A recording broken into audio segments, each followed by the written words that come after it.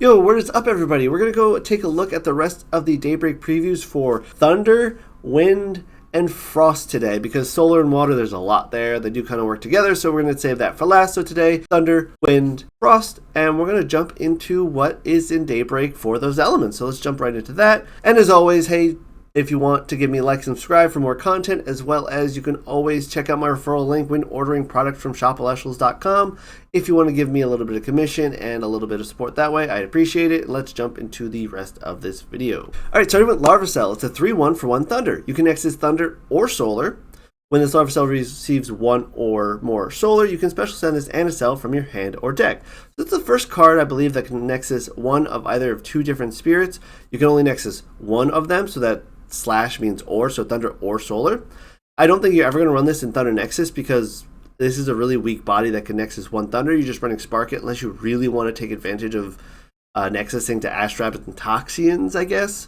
The relevant part here is you can nexus Solar because you're generally always playing this as a 2-card combo to get into the 2-drop bridge to Sova Cell.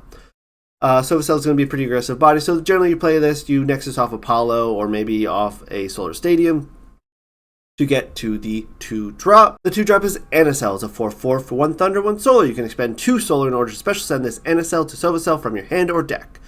When you cast a rune with Solar, you can enchant Thunder from your underworld to this Anel.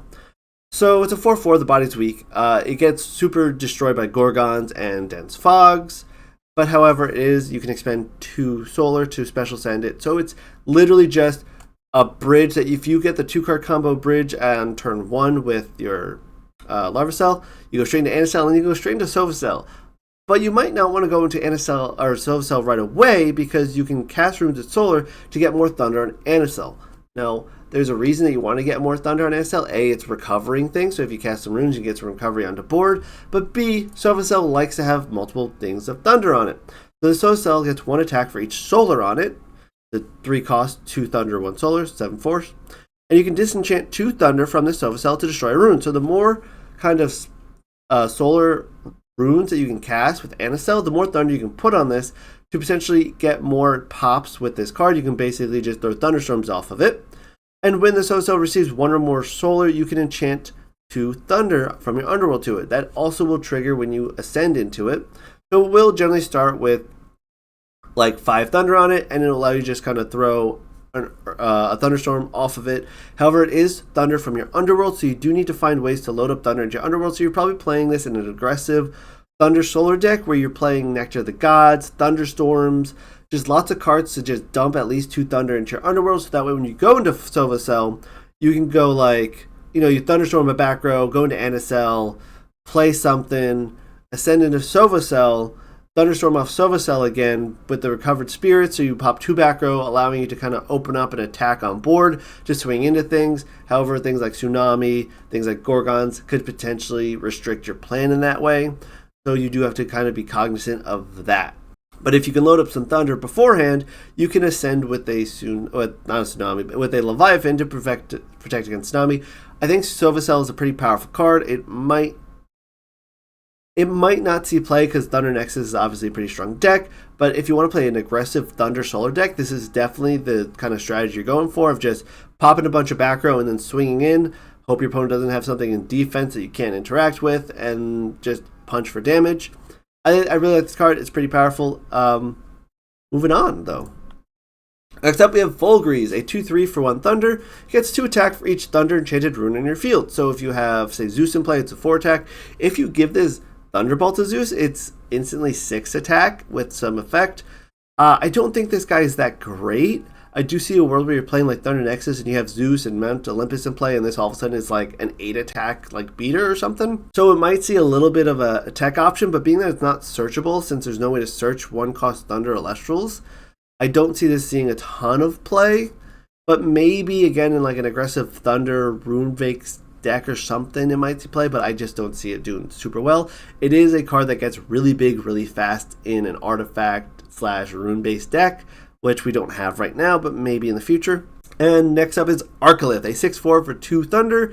It's got the Lith cast, where it can cast with 2 Thunder if opponent has at least 2 Elestrals in attack position. When you cast this arleth, you can chant up to 3 from your underworld to your field. So this comes in play. Now, if it's your only card in play, you can put 3 Thunder from your Underworld onto it. Again, adding to that aggro Thunder deck. But this is a little bit of a comeback card. So if you're behind, your opponent has 2 big Elestrals in play in attack position. You play arleth, and all of a sudden you can run over them for a bunch of damage. It also allows you to maybe trigger a Toxin or Ash Rabbit you might have in play if you're playing a slower deck, and your opponent somehow has 2 things in attack position that are staying in attack position and not beating over your stuff. So with that clunkiness in mind, I think this card on its surface, if you just hard cast it, is crazy. If you ascend into it, it can go pretty hard.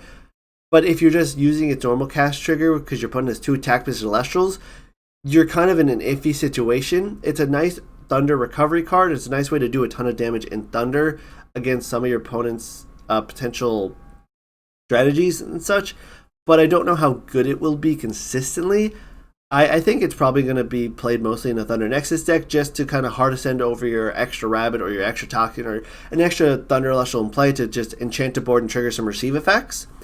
Outside of that, I don't see it being if you're not abusing this card, kind of how I said with some other cards, I don't think you play it. I don't think you just play this in a Thunder deck just to play it, because I think its restriction is I'm behind, let me play a card to hopefully get ahead. That can still get answered by Gorgons, by Shields, by Tsunamis, etc. Loading up 3 spirits onto this is the worst thing you can do with this card, but if you can throw an extra spirit onto Zeus, extra spirit on Receiver, etc., then you're cooking with this card. Alright, on to Wind now. Veruka, a 3/1 for 1 Wind. When this attack Veruka enters battle with attack position Elestral that has equal or fewer enchanting spirits, you can suppress that Elestral and destroy it. If you do, this Veruka deals no battle damage this turn. So it's like a Veruka, but more restrictive because it's hitting attack position Elestrals. It requires to have equal spirits to them, so you have to find ways to Nexus to it, find ways to give an extra spirit, re-enchant it, stuff like that. I think it's alright. The fact that it deals with any 1-drop is pretty powerful that's attacking you, so going second, this is an amazing card to just drop and punch into something and trigger a destruction effect. But other than that, I don't think this card's amazing. It definitely is part of a Wind Toolbox deck. I think it's good. I think it's just not great. It's nice that you can attack something and trigger on the attack to destroy it as opposed to waiting for the battle to go through. That is pretty relevant, especially for some things like, maybe a Foamy or a big attack position Celestial in general. So I think it's fine.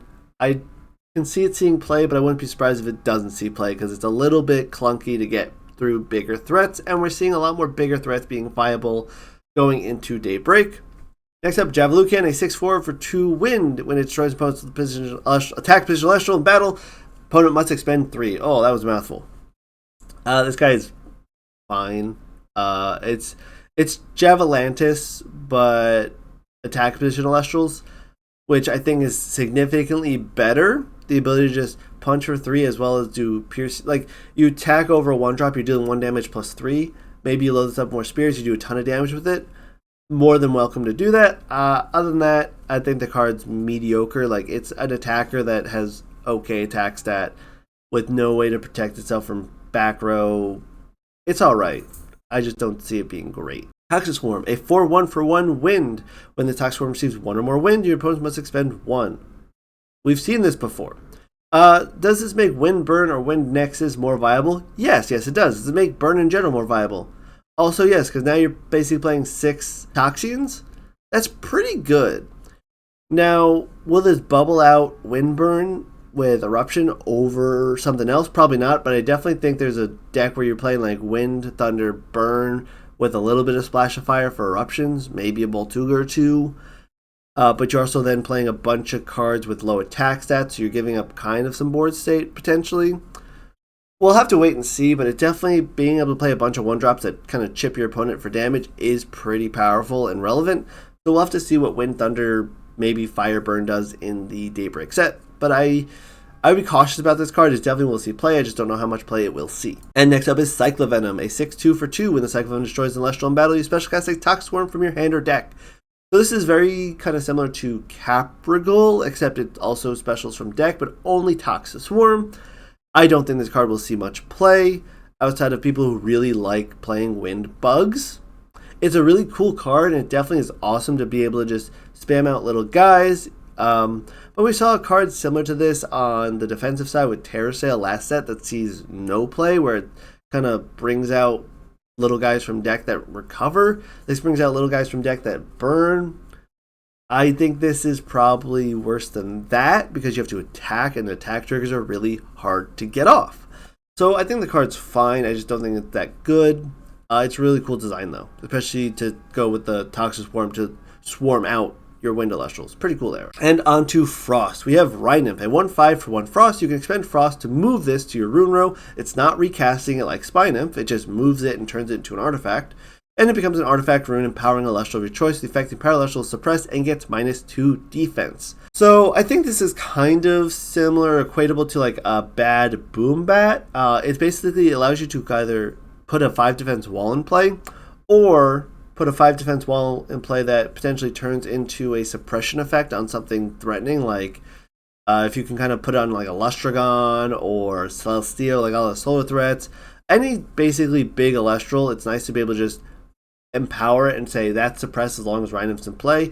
And there are some combo potentials where you're putting this into play, suppressing anything random, and then dropping a guy into play, which is this 2-drop Rhinosect. It's an 8/5 for 2 Frost. This Rhinosect can be special cast from your hand if you have a card that is originally an Elestral in your rune row. You can target an Elestral that's empowered and destroy it. If you play Rhinos, move it to your rune row, you can special cast this out. If you have multiple Rhinosects, you can swarm your board that way. If you have Spinosect or Aramare in play, other cards that will trigger Rhinosect to be playable. However, Rhinosect is a 2-drop, so it's clunky without a special cast condition. And B, you're running Spy Nymph, Rhinos, and Aramare in a deck to try to trigger its special cast, and it's not searchable, so you have to find the Rhinosect. If you don't find the Rhinosect, but you find all the other pieces, you're sitting there doing nothing. I think the card is going to be best played as like a tech piece in side decks against possible artifact-based decks where you can find a way to just hard ascend it over something to pop an empowered Elestral that has an artifact on it. Hopefully you don't get Guardianed. Like it's a good card to just go pop your Golden Fleece, attack over what Golden Fleece is on. With 8 attack, it's pretty relevant. But other than that, I think the card's mediocre, but has some really cool kind of snowball-y potential, or potential to really kind of hit the ground really hard running, and just like if you have 3 in your hand and a Rhinos in your opening hand, you just drop Rhinos on your 1 Elestral and drop 3 8/5s in board. That's really scary and threatening, but the odds of that happening are so minuscule that I think it's a high rolly strategy, but it's a cool card. Broomalinx, a 3/5 for 1 Frost. You can Nexus 2 Frost. When you do, you can target a non-stadium room. If it's face up, you turn it face down. The room cannot be cast as long as Broomalinx is enchanted. The enchanted spirit is sent to the underworld. So this is definitely worse than Equalinx. For sure, you don't destroy things. However, flipping things face down is still pretty relevant, and this is on a 5 defense body, so this is a 5 defense Nexus Elestral. This is the highest statted defense, or really highest stat in general, on a 1-drop Nexus Elestral. In a Frost deck that can probably use this to kind of play Control-y or reanimate this with a Frost Sticks to set up for some combos to lock down some runes with the Nexus effect, maybe trigger some Catarans, and then ascend into something. Like, this card I think is better than it looks on the surface. I definitely understand people's frustration where they're saying, oh, it's just worse Equalinx by a lot. But I think having a 5 defense body that can Nexus, as well as being able to like flip Divines over, stop things from being cast, etc., is pretty relevant. I think this card goes into a Frost Nexus deck as like a 2 of, because you can search it, and it's got a really good defensive body to begin with, and it helps you set up for some future turns, as well as some Nexus shenanigans, which Frost was lacking 5-stat Elestrals. This is a nice body, so I think it'll see play. Morfrost Bat Form, a 1/1 for 1 Frost. When this Morfrost is discarded, you can special cast a Morfrost that's not Bat Form in your Underworld. So this is the piece that was kind of missing for Terraform, and as well as it also kind of helps some other discard synergies with like playing a Golden Apple to discard Bat Form to special cast from your Underworld something. I think this has some really cool combo potential in Morfrost and helps you build a little bit more of a Morfrost only Morfrost deck. But I do think it's a little clunky to play. Maybe use it also as a side option against like discard decks like Thunder Nexus, etc. Or maybe not Thunder Nexus, because they're never going to pick Bat Form. But it is a nice way to have finally a combo piece to go with Terraform, make Terraform possibly relevant. Being able to play some Bat Forms and Terraforms to discard Bat Form to get more special cast out is a really cool card. I just don't think that Morfrost in this form will keep up. I think Morfrost needs a little bit more. The Cryovern Cryo Scorch line is still relevant, but if you're trying to play just Morfrost, you still have to wait for more Morfrost cards. If you run 3 of every Morfrost, your deck's not quite there, I don't think, so you still need to make sure you're running those side packages of other Frost decks to make more Frost viable. Polzer, a 2/2 for 1 Frost. This gets 1 attack for every Frost Celestial in your Underworld. This effect cannot increase Polzer's attack by more than 5, so it can get up to a 7/2 on a 1-drop body, kind of like Cryoling, but with different Underworld requirements to get to it, and it doesn't ascend, so you save a little bit on spirits, but you can also then ascend with a water to give it tsunami protection. I don't think Polzer goes in the same deck at all. Maybe you play with some more Frost stuff, but I think this is finally something you might play with Arleth, where you're just playing a bunch of Frost Elestrals and Frost Sticks, Keons, etc., and you're just dumping stuff into Underworld with things like Arleth and Avalanche, so that your Polzer comes down on turn 1 with like 6-7 attack. Is that good? Probably not. I think it's a lot of hoops to jump through to make this relevant, but it is nice that definitely in the mid to late game, it is a 1-cost 7 attacker that you can in Frost Strix back, you can Keon back to hand, stuff like that. So if you play like turn 1 where you can kind of go like pitch a Lycan, play a Moralith, and then next turn you can go Polzer and stuff like that. Like, there's ways to make it work. I just don't know if they're going to be viable enough. I think it's a really cool, fun card. I think it is going to be strong if we get more ways to just dump lots of Frost Elestrals into the Underworld. And the last card for the day is Cryoblast, a 1-cost Invoke rune. Target Elestral that's not Frost Enchanted. Until the end phase, give it -2 defense. And when that Elestral has 0 defense, you must destroy it. So I think this is a side deck all-star. If you look at every aggressive Elestral, like Wasp Ivy, Viserys, Necruffs, like all the 5 guys basically, Sorlets, there's so many 1-drops that this just destroys that are aggressive bodies. But it is also super weak to playing against like Ash Rabbits and other defensive bodies. So I think this is a card that if your opponent's playing like very aggressive, low defense bodies, you side this in. Or you try to abuse this with like Frostmite, where all of a sudden this plus Frostmite destroys anything with 7 or less defense. So I think the card is good, not great. I think you'll definitely see some play in Frost-focused decks and side decks, especially if something like Wasp Ivy picks up pretty heavily, then Cryoblast is going to be pretty good there, especially with the new like Cyanectar support with Poison Tunic. So Cryoblast definitely will likely see some play. I just don't know how much, and it will definitely see play in like every Frost deck side just to deal with those aggressive threats. I think it's a fine card. And while we're on the topic of Wasp Ivy, I might as well go into the 2 neutral cards of the set just before we close this up, since Solar and Water will be pretty long. Poison Tunic is a 2-cost artifact. When the Spiral Celestial gets -2 attack. When the Spiral Celestial is destroyed in battle, its controller must expend 2. So this is, on its surface, you give it to your opponent's Celestial, so its attack lowered, so you can now attack over it. If you're doing it that way, this card's terrible. However, if you are using it for Cyanectar, where you go, okay, I put Poison Tunic on your thing to ascend my Cyanectar into Wasp Ivy, and now attack over with Wasp Ivy and you can't deal with it, I now have an A2 body that's counter immune, and I just burned you for 2 extra. That's where this card gets really crazy. Additionally, you can use Argo, which we'll talk about next, to put this out onto battle step. Give it to an Elestral, so the Elestral attack you dies to its own attack and gets your opponent burned for 2 to somewhat make up that 4 spirit difference you did to do that. So I think this card's really good because it is kind of... You run this as a 1-of. Generally, it's good. You run it as 1-of. It's semi-abusable in Cyanectar and Argo stuff. I think you start playing Argo in this in Cyanectar just to get those gotcha moments. So let's talk about Argo, because that's the real kicker of the neutral card. So it's a 2-cost counter rune. It can only be cast after an Celestial declares an attack. Cast an artifact rune from your hand or deck. This is really good.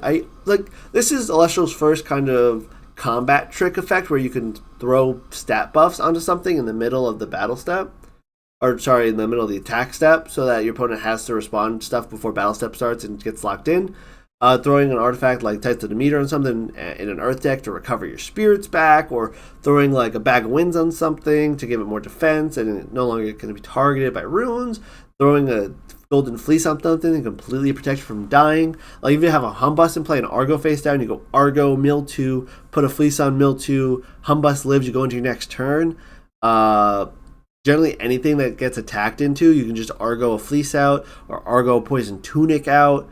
If you get a Cyanectar, you Argo your Cyanectar into Poison Tunic, so your Cyanectar now no longer is in play because you're switching to Wasp Ivy, and your opponent has the weaker Elestral. You have a counter Moon Elestral, and then your next turn you can attack over, play another card. Argo goes crazy. It is a searcher for artifacts that searches in a really key pivotal moment, making it definitely way better than Hephaestus. At one more cost and restrictions, but those restrictions are at a timing and a speed that makes this card crazy good, I would think. I legitimately think this card's very good, and if artifact decks kick off in this set, it's going to be really, really powerful key piece for those artifact decks to just kind of force your opponent to always think about attacking with a roughly 2 attack stat difference. And if you play like maybe an Earth artifact deck with like Sprouters, Tectauruses, Scythe of Demeters, and you have a Tectaurus in play, you're representing with 1 face down an additional 4 attack on a Tectaurus by going Argo into Scythe of Demeter, empowering a Tectaurus, giving it 2 attack plus 2 more Earth Spirits.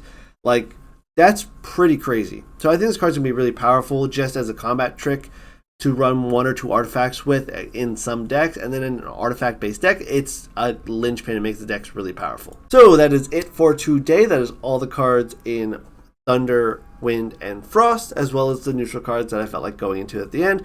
Hope you guys appreciated that, and I'll see you guys in the next one, which will go over Solar and Water, which will take a while because there's a lot, but if you are interested, I did talk about most of the Solar cards when they were first revealed in a previous video. If you just check my channel, it should be right there. So I'll see you guys in the next one, and you guys have a great day.